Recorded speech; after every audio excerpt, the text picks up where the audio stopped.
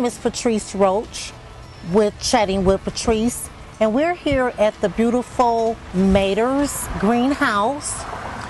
Our guest is Mark. Hi Mark, how are you today? Hi Patrice, doing very good. That's good.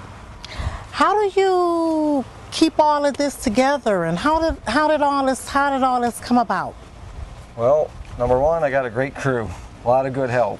Okay, how many do you staff? We have about 7 employees, and it's all family.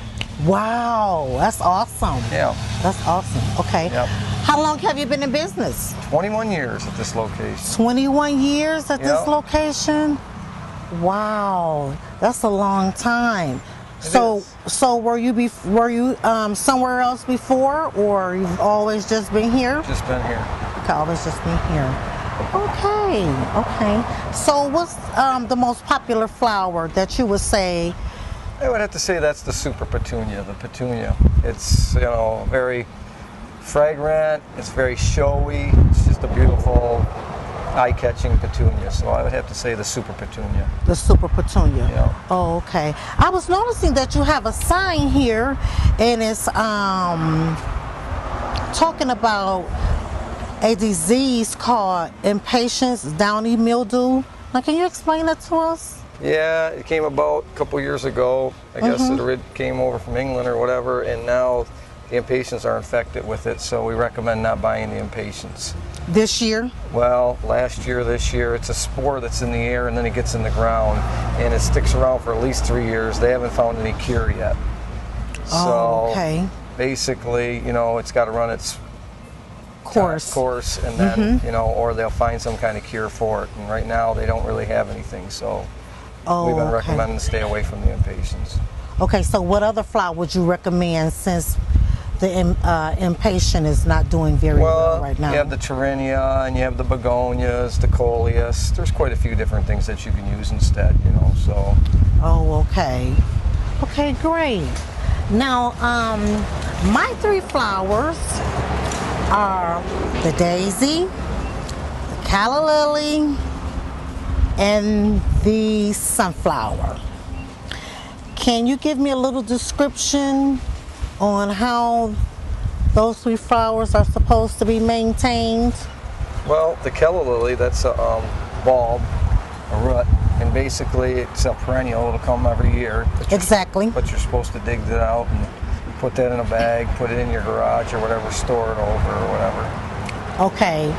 And then the sunflower, basically it needs full sun. Yes. A lot of watering, you know. It's just a big, beautiful, all-around favorite.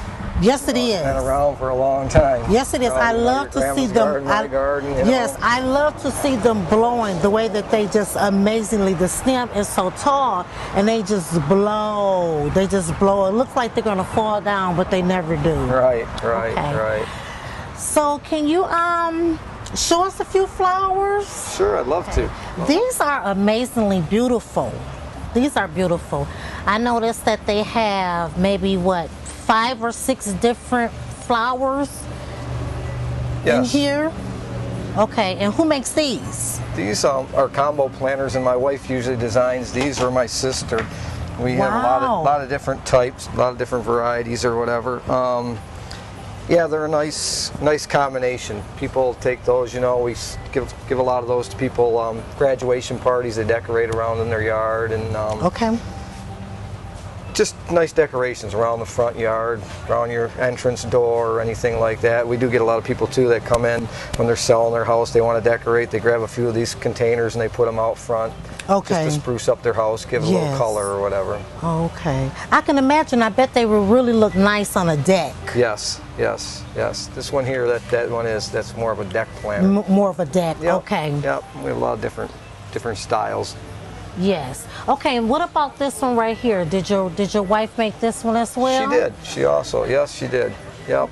Pretty much she has, you know, different ones for shade, different ones for sun. Okay. And just different color combinations to, you know, appeal to every different person. You know, some people like the purple and some people like the pinks or whatever. So she just does, she creates a lot of different things. She does a pretty good job. Yes, she does. These are beautiful, absolutely beautiful. So if someone came in and they wanted to have one of these made, but they wanted to have one made of their own choice of flowers, will she be able to arrange it just like this with the flowers that they pick? We do that, but one thing is that this has been growing for 7 to 10 weeks, so it kind of grows together and nice. Really? So a lot of times when we put the plants in, it doesn't set as nice, but we do that, but there is a little difference when you do that. Okay, I understand. Yeah. Now, what's the name of this plant? This is beautiful. It's a salvia, a blue salvia. Okay, a blue salvia. Mm-hmm. We have a little bit of geraniums in there and some petunias. A little combination, like you said, 5 or 6 different plants in each of these planters. I see these a lot right here. Where do people hang these at? Oh, these are hanging bags. You can hang them anywhere. Anywhere you put a nail. Anywhere you put a nail, you can hang them. Hang them on a wall, hang them on a fence. They're simple, they're nice, so. Okay, but it has to be outside. Hanging pouches, yes. Okay, yes, it's called hanging pouches. Pretty much everything here is outside because it needs full sunlight. It needs sun. Everything needs sun. Even though it says shade, it still needs a sun. Okay. These nice little succulents too. Little birdhouse. Oh wow! Look at that. Now this is adorable. I love this. Now is this a birdhouse? It is. It's a birdhouse planted with succulents on top of it or whatever. Okay. Can you put bird food on the inside? You could, sure. Okay. Yep. Okay, that's cute. But where would you hang it? Well, that just basically, they have shepherd hooks you can hang it on, or hang it from a branch in your tree or whatever with a little bit of wire or whatever. Okay. You can hang it by the front door. That is very pretty, folks. Very, very pretty. Okay. So, what about hanging baskets? Hanging baskets, they're simple. People love them. You can hang them anywhere. You can do almost anything with them. You pick them up here, go home, and set them down, and you're finished. So that's what they like about those, Okay, and how often do they have to be watered? You should water those once a day, daily. Water them in the morning time, give them one good thorough watering, and then they should be good. Okay. Give them a little fertilizer once every 10 days, and you'll be amazed how good they do. they should last all the way until September. Okay, what's the best fertilizer? We use a Peters here, a 20-20-20, because that's an all-purpose, but you can use a Miracle Grow, you can use any of the water-soluble fertilizers, they're fine. Okay. Okay, now we're going to change the subject a little bit. I've heard that people are traditionally going back to gardening as far as growing their own fruits and vegetables and things like that. Now, what's a good time of the year to actually start a garden? Well, to start a garden, you'd probably start like this week, right around May the 20th, and then all the way up till June the 10th or whatever. People are getting into gardening. There's a lot of people. Gardening has increased a lot for us, the vegetables and things like that. Okay.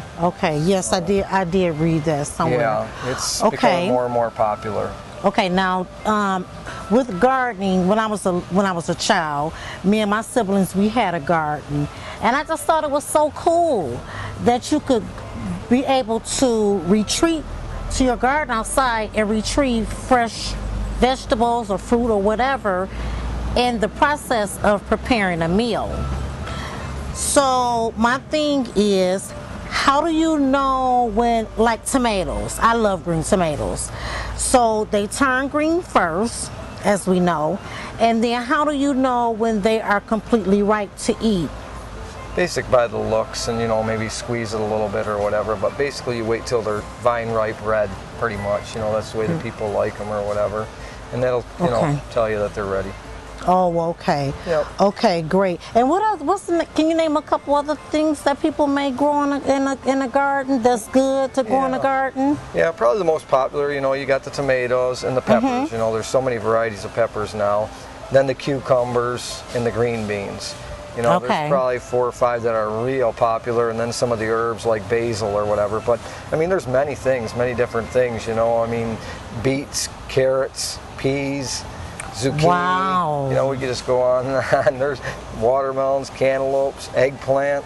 You know, there's a lot of different things, and like you said, people like that. You know, you walk out and you have a fresh vegetable to prepare with your dinner or whatever. Yes, I think it's awesome. Nothing better than that. Nothing better than that. The flavor is there. Yes, and then you're in the midst of cooking dinner and you say, oh, I need a tomato, and then you have to go to the grocery store and get the tomato. So I always thought that was pretty cool. I really always thought that was pretty cool. These are beautiful. Now, you did mention that they come from Florida. And what's the name of these, and what will be the way that what's the maintenance as far as growing them, or where would they go in your house or outside? Do they have to stay outside, basically? Yes, again, these are hibiscus. They're from Florida. They're sun lovers. You know, you can put them anywhere. A lot of people put them around their pool. Again, they decorate their yard. Okay. Some of them take them out, put them in bigger pots. Some of them plant them right in the ground. Basically, they have to be out. They have to have full sun. They're sun lovers. They love the sun. They love the sun. And water them daily. Give them some fertilizer, and they'll last you again until September. You could also bring these in at the end of the season if you want, and put them in a nice window, and they should last for you too. So. Oh, okay. So do they come back next year, or if you bring them in? If you bring them in, yeah. Okay, you have to bring them in, and then they'll grow in the inside over the fall and over the winter. They'll basically stay dormant. I don't think they'll grow too much. You know, they stay a little bit green. They stay dormant because they're not getting enough sun. They need a little more sun. Yes. Wow. This is really beautiful. It is amazing. Thank you. This really is. It's nice. Okay, so if you had one word, what would that word be as far as describing what does this do for you working here around all of this beauty? I guess you have to give it appreciation. Appreciation. Yeah, because you just see all this new growth around you, and you know what God has created, and we've done it. So I guess it's appreciation. You know, I appreciate all this stuff, and